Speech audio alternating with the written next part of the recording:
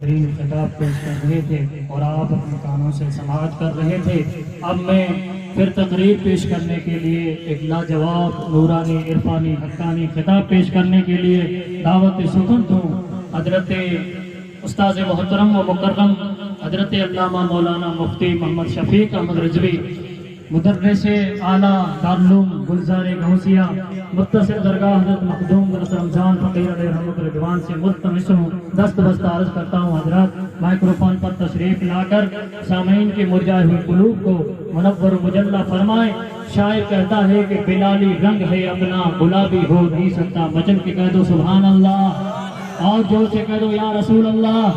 بلالی رنگ ہے اپنا گلابی ہو نہیں سکتا، اور کوئی بھی عالم و حافظ فسادی ہو نہیں سکتا۔ دھماکے روز جو کرتے ہیں وہ کوئی اور ہی ہوں گے، غلام مصطفیٰ آتنکوادی ہو نہیں سکتا۔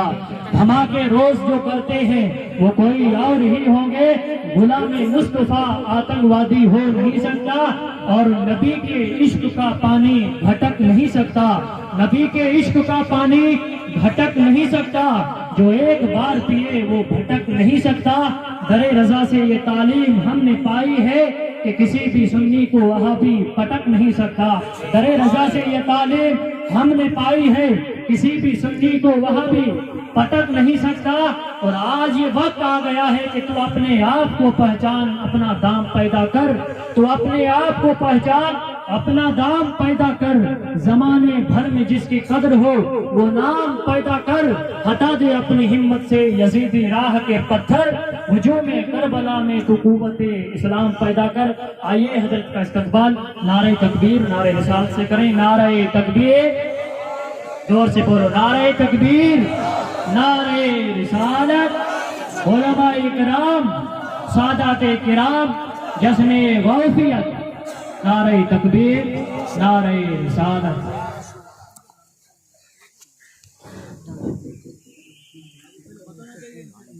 السلام علیکم ورحمۃ اللہ تعالی وبرکاتہ۔ نحمدہ ونصلی ونسلم علی رسولہ الکریم، اما بعد، اعوذ باللہ من الشیطان الرجیم، بسم اللہ الرحمن الرحیم۔ قال اللہ تبارک و تعالی فی القرآن العظیم والفرقان الحمید، ألا إن أولياء الله لا خوف عليهم ولا هم يحزنون۔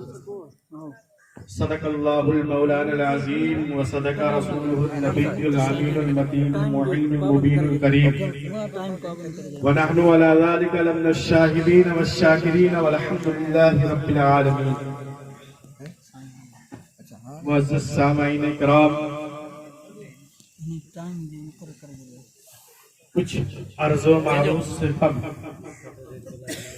ابھی میں نے جس آیت کریمہ کی تلاوت کیا، آپ لوگ اسے سن کر مشرف ہوئے۔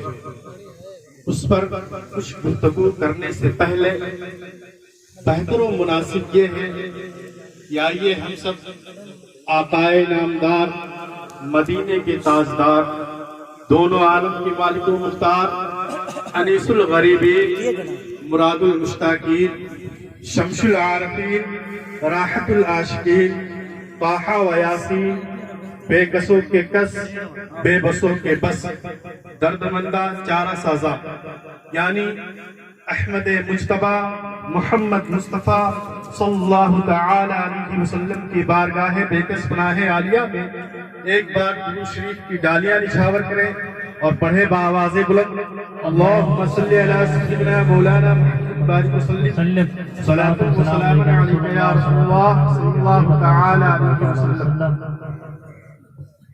معزز سامعین کرام، جیسا کہ آپ تمامی حضرات کو معلوم ہے کہ یہ محفل حضرت خواجہ بہاؤالدین زکریا ملتانی سہروردی رحمت اللہ تعالی علیہ کے یاد میں منایا جا رہا ہے۔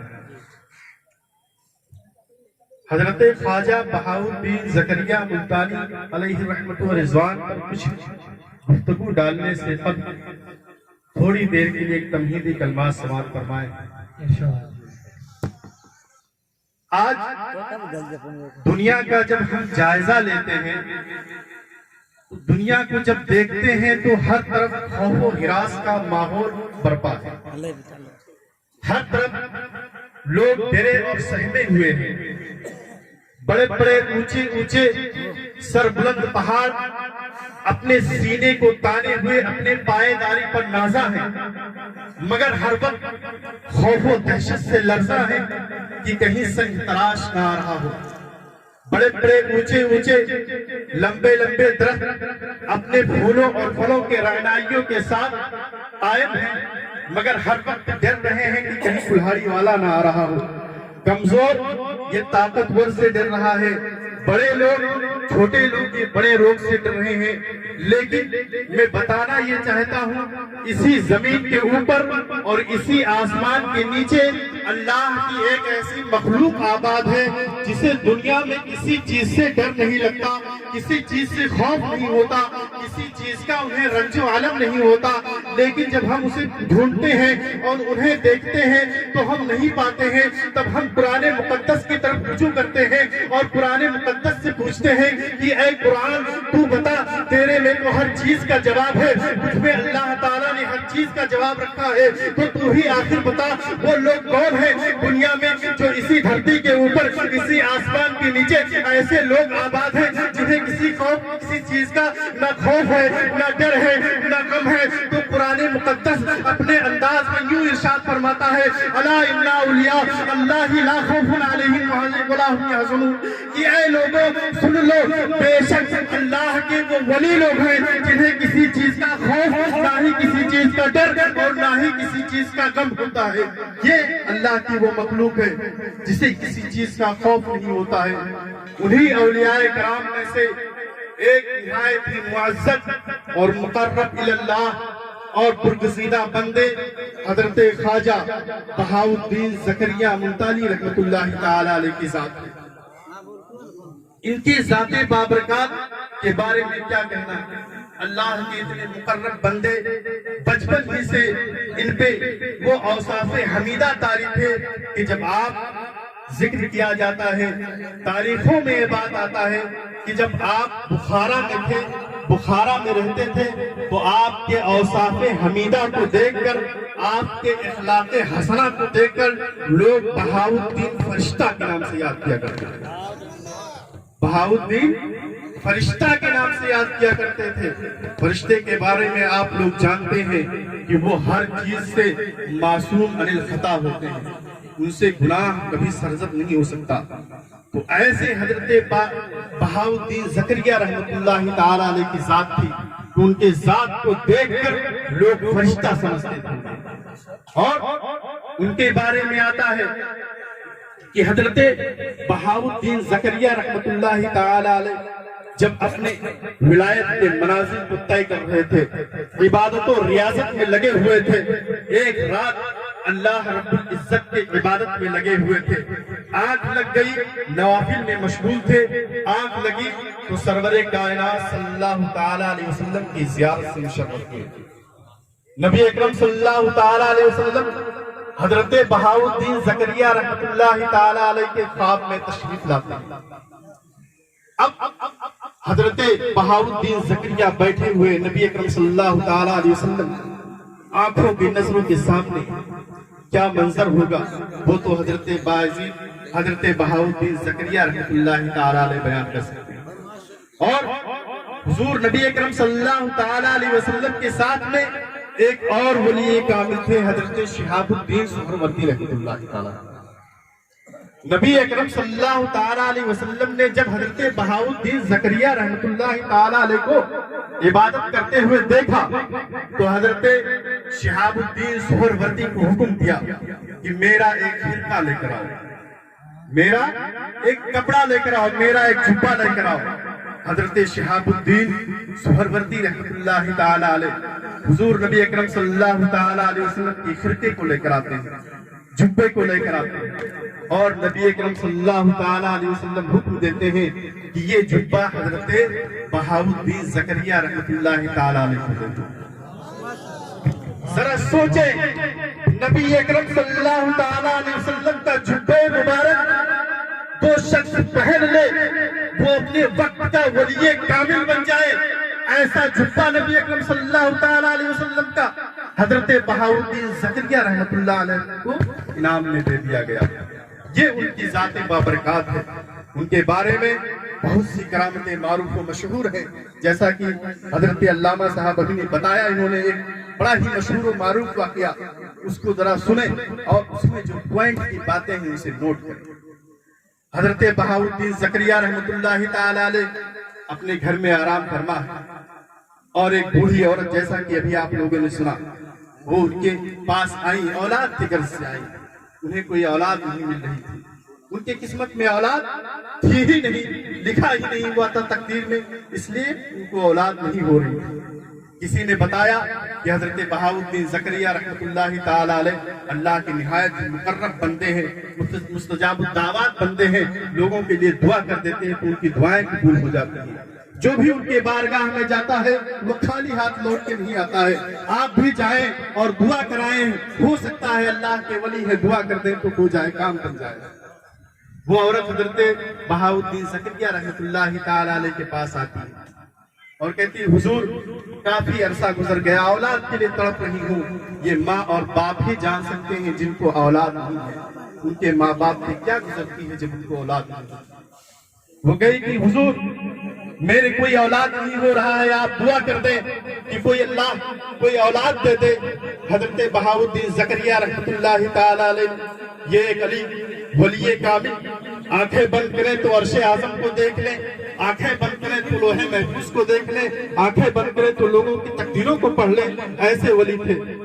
انہوں نے آنکھیں بند کی حضرت بہاؤالدین زکریا رحمۃ اللہ تعالی علیہ، اور اس عورت کی قسمت اور تقدیر کو پڑھنا شروع کر دیا۔ دیکھا کہ اس کے تقدیر میں کوئی اولاد لکھی ہی نہیں ہے۔ اب حضرت بہاؤالدین زکریا رحمۃ اللہ تعالی علیہ نے کہا، تیرے قسمت میں کوئی اولاد نہیں لکھا ہے، اللہ تعالیٰ نے تجھے اولاد نہیں ہو سکتی۔ وہ عورت رنجیدہ خوابیدہ خاطر ہو کر لوٹتی ہے واپس، تو راستے ہی میں حضرت خواجہ بہاؤالدین زکریا رحمۃ اللہ علیہ کے پوتے سید رکن الدین وہاں کھیل رہے تھے۔ بچپن کا عالم تھا، ذرا دیکھیں ایک بچپن کا بچہ کتنی بڑی بڑی باتیں کرتا ہے۔ جب دیکھا کہ وہ بوڑھی عورت روتے ہوئے بلبلاتے ہوئے آتی ہے تو اس سے پوچھا، معاملہ کیا ہے، کیوں رو رہی ہو؟ اس بوڑھی عورت نے بتایا، ایسا ایسا معاملہ ہے، کوئی اولاد نہیں ہو رہی تھی، آپ کے دادا کے پاس آئی تھی اس امید سے کہ وہ اللہ کے ولی ہیں، دعا کر دیں گے تو اولاد ہو جائے گی، لیکن ان کے در سے بھی خالی جا رہی ہے۔ اب جب ان کے پوتے نے سنا تو کہا، اے عورت رک جا، تجھے مانگنا نہیں آیا، اللہ کے ولیوں کے دربار میں کیسے مانگا جاتا ہے پہلے اسے سن۔ ایک پوائنٹ کی بات، اللہ کے ولیوں کے دربار میں کیسے مانگا جاتا ہے اسے سنو۔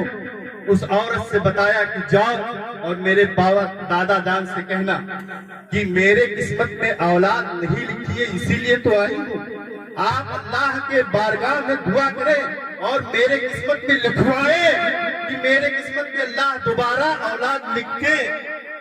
جب یہ بات ان کے پوتے نے بتائی تو وہ جا کر یہی الفاظ کرتے خواجہ بہاؤالدین زکریا رحمۃ اللہ تعالی علیہ کے دربار میں دہرا دیا۔ اب جب ان الفاظوں کو حضرت نے سنا تو کہا، یہ بات تمہیں کس نے بتایا؟ تو انہوں نے بتایا، آپ ہی کے پوتے راستے میں کھیل لیتے، انہوں نے بتایا ایسے اللہ کے بارگاہ میں مانگا جاتا ہے، آپ اللہ کے ولی ہیں، آپ کے بارگاہ میں میں اسی غرض سے آئی تھی کہ آپ ہمیں اولاد اللہ کے بارگاہ میں دعا کر دیں تاکہ اولاد نصیب ہو جائے، اور آپ نے کہہ دیا آپ کی قسمت میں کوئی اولاد نہیں لکھا ہے، تو نہیں لکھا ہے تو آپ اللہ کے بارگاہ میں لکھوائیں میرے قسمت میں اور دعا کریں، اسی لیے تو آپ کو ولی بنایا گیا ہے تاکہ آپ لوگوں کی تقدیروں کو پلٹیں۔ اسی لیے تو کسی شاعر نے کیا خوب کہا ہے، نگاہ ولی میں وہ تاثیر دیکھی، نگاہ ولی میں وہ تاثیر دیکھی، بدلتی ہزاروں کی تقدیر دیکھی، نگاہ ولی میں وہ تاثیر دیکھی، بدلتی ہزاروں کی تقدیر دیکھی۔ جب یہ بات حضرت بہاؤالدین زکریا رحمۃ اللہ تعالی علیہ سے اس بوڑھی عورت نے کہا تو حضرت بہاؤالدین زکریا کا ولایت جوش میں آ گیا اور انہوں نے کہہ دیا کہ جا، تیرے قسمت میں ایک اولاد لکھا ہوا ہے، جا किस्मत में 2 औलाद लिखे हुए हैं, जा तेरे किस्मत में 3 औलाद लिखे हुए हैं, जा तेरे किस्मत में 7 औलाद लिखे हुए हैं। 7 औलाद तक कहा और वो बूढ़ी लौट आई और अल्लाह रब्बुल इज्जत ने उसके किस्मत में 7 औलाद लिख दिया और 7 औलाद पैदा हुआ। सुभान अल्लाह। ये हजरत ख्वाजा बहाउद्दीन ज़करिया रहमतुल्लाह ताला अलैह का मकाम और मर्तबा है। अल्लाह की तकदीर को भी पलटवा ले वली हजरात, ये वो वली होते हैं, इतना पावर होता है। अब जरा देखें वो औरत जो हजरत ख्वाजा बहाउद्दीन ज़करिया के बारगाह में आई, उसे तो जाना चाहिए था किसी मस्जिद में जाए, अल्लाह से दुआ करे, नवाफिल पढ़े, रोजा रखे, किसी वली के बारगाह में कैसे आ गई? तो ये अकीदा बुजुर्गों का अकीदा है, ये अकीदा सहाबा का अकीदा है, ये अकीदा ताबईन का अकीदा है, ये अकीदा औलियाए कराम का अकीदा है कि जब कोई परेशानी में हो जाए तो उसकी परेशानियों का हल उसके वली हजरात करते हैं, अल्लाह के वली लोग करते हैं। अब ये नए दौर के वहाबी और दयाबना जो पैदा हो गए हैं, कहते हैं अल्लाह के वली ये कुछ नहीं दे सकते, जिसका नाम अली या मोहम्मद हो वो कुछ नहीं दे सकता। अब मुझे बताओ हजरत ख्वाजा बहाउद्दीन ज़करिया जो एक वली है, उनको इतना पावर है कि अल्लाह की तकदीर को पलटवा ले, अल्लाह की तकदीर को बदल दे, तो फिर मेरे नबी के अंदर कितनी ताकत और कितना पावर होगा कि वो एक गुनहगार बंदे को पूरी दुनिया के गुनहगार बंदों को बख्शवा लेंगे क़यामत के दिन। सुभान अल्लाह। ये मेरे नबी की पावर का कोई अंदाजा ही नहीं है, एक वली की पावर का अंदाजा नहीं नाप सकते आप, नबी का तो क्या कहना। नबी के पावर का अगर 1000 हिस्सा करो तो उनमें से एक हिस्सा भी किसी वली को अब तक नहीं मिला है, ये उनका पावर है।